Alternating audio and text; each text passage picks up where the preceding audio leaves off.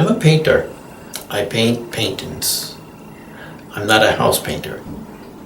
I love to paint subjects that I feel a closeness to, an identity with.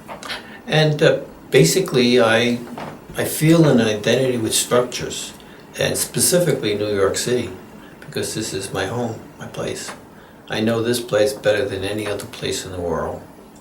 And to take advantage of that, all this feelings I've developed in the last 60 years of being here, would be a waste. And this is, in essence, is what I'm doing with my painting. I'm expressing my 60 years plus of living in this city. Everybody always wants to know, what are your paints? Well, I use butcher's trays for watercolors. They're non-traditional, but I have two trays. These are trays I have from high school. I use one palette for my cool colors, another palette for my warm colors. I keep my colors separate this way. I started it in high school. I got accepted to the High School of Art Design, which in those days was called Industrial Arts. I went there for 3 years, and then I went to School of Visual Arts for 3 years on a scholarship. I worked for about 6 or 7 years commercially as an artist, illustrator. And then I went into teaching for a little while. And then I got into a business with my brothers. And for in a printing business, we started our own business. And for 34 years, I didn't paint or draw anything. So everything that you see of mine is the product of the last 9 years. This is my doctor's kit. I take my profession seriously, and I hope everybody else does. I have 3 sets of areas. The top brushes are my oils. I use oil painting brushes when I do watercolor. The lowest is watercolor brushes, and this right side is my doodad brushes. It was an accident I got into watercolor. I started oils. I have all my oil painting brushes. I still use my oil painting brushes in watercolor. I feel I don't see any difference when I paint watercolor and oils. I don't feel it. I don't mentally feel a difference. I paint the same way when I do my oils. Basically, I was doing oils and I was getting very frustrated. Liz, my wife, said to me, why don't you try watercolors? Because you're not getting what you want. So I tried watercolor. And ever since then, I never looked back. I don't see the difference between watercolor and oils. I don't call myself a watercolor artist. I call myself a painter. It's a natural medium for me. I don't even have to think about it. I don't have to worry about painting with watercolor because I know I can paint with watercolor. I don't have to think about watercolor painting. It just happens. I know the bridges like I know the portrait. The person who would do a portrait of you wants to know you as much as he can. My grandfather, I found out, I knew it as a little boy, that he had worked on the, Queensboro Bridge. He was one of the laborers there. And I was always curious, naturally, your grandfather hears stories about America. I remember as a little boy in Italy during World War II. And we suffered there during the war. And when you hear you're going to come to America where the streets are paved in gold, you really believe it as a child. So when I came here, I was very curious to see the Queensboro Bridge, especially since my grandfather worked on it for 9 years. And I decided to do a painting of the Queensboro. And that's how it all started. This has a long way to go. I mean, I like some things that are happening. I like a few little things that are happening. It looks very realistic right now. It's a realistic rendering. When I get down to it later on, I will be making this disappear, making a good part of this disappear. This I probably will keep this shape because this shape repeats this. It's a nice repetition. This is Italian composition. Italian composition, they repeat forms. They repeat, which ties them together. It's an interesting concept. I believe the compositions in all the paintings is the heart of the painting. If you have a weak composition, you're not going to have a good painting, no matter how well you render. You can have a strong composition, and render fairly, the picture is going to be good. This is a little sketch pad that, again, my dear wife is responsible for.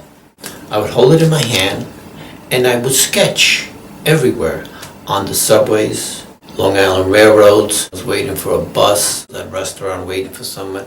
I would start sketching, and I would fill these sketches with 2 or 3 minute sketches, hundreds of them. I have hundreds of these little things. So when I go out to sketch something or paint, I start with this. I hold it in my hand and I make little notes. Nobody sees what I'm doing because the pen is cute, small. The sketchbook is even cuter because it fits in the palm of your hand. Mm-hmm. Nobody knows what you're doing, so nobody bothers you. Also take photographs, because I can't remember everything. And first of all, it's not legal to photograph bridges. It's against the law, if you don't know that, after 9/11. So I've almost got arrested twice. So what I do is I take multiple photographs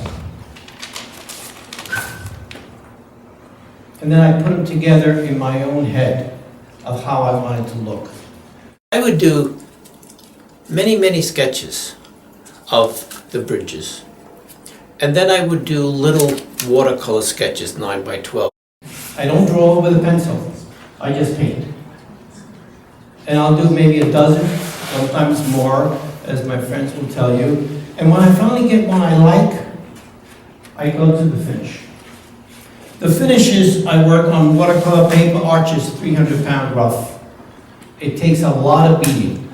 I really beat the paper up, literally. And I tack it onto the wall, and some people have seen my walls full of paint, and I start to paint and I draw. The cables is what made this bridge what it is, and it's the cables that started this whole concept of large, long span bridges. Without these cables, there would be no large bridges in the world. They're still being used, just the way this man Roebling invented them in 1860.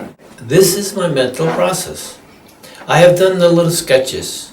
I have done 9 by 12 little color sketches. And before I take a big sheet of watercolor and tack it up on the wall, I do this. It tells me what I'm going to do, how I'm going to do it, and where I'm going. In other words, how do I know what I'm going to paint unless I know how it's going to look at the end? I write my colors, I write my themes, I have my values, I have my compositions, and each one of these diagrams represents something different.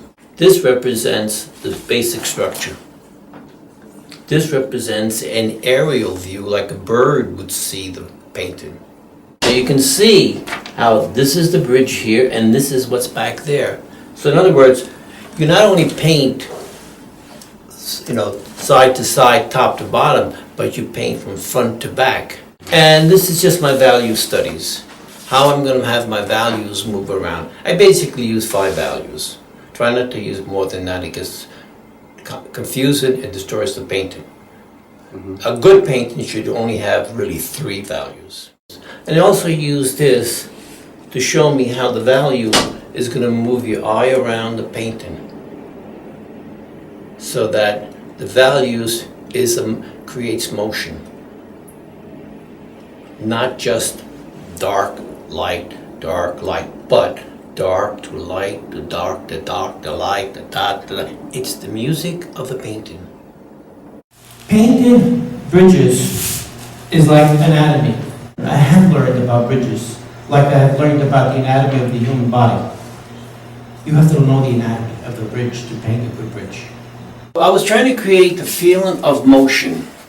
This boat moving underneath the bridge, and the bridge, I distorted the bridge to sort of open up for the boat. Yeah, if you look at this composition, that's a Franz Klein composition. I didn't make it up. I got it from Franz Klein. There's nothing wrong with that. Franz Klein got it from somebody else. And somebody else got it from somebody else. This is how art grows. After it dried, after a couple of weeks it dried, people go back and paint it over again. The same thing. And they would do that again. 4, 5, 6 times. And what happens is every layer underneath comes through a little bit. So you have 5 or 6 layers of rich colors going back and forth. That painting is so lifelike, so real. Art is life to me. I see no difference. Everything I do, I see from the point of view as art.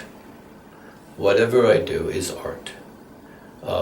And I think Frank Lloyd Wright was the first one to really make me aware of this. Regardless of what you do, you set a table for dinner. How do you place the knives and forks down beautifully? How do you arrange chairs, the sequence? The way you plan all this, it's art. And it's your daily life. And it makes life really very beautiful to live. I don't have a time. That's the beautiful thing about these paintings. I don't have to rush to finish them. They're finished when I have nothing more to say. And right now I still have things to say.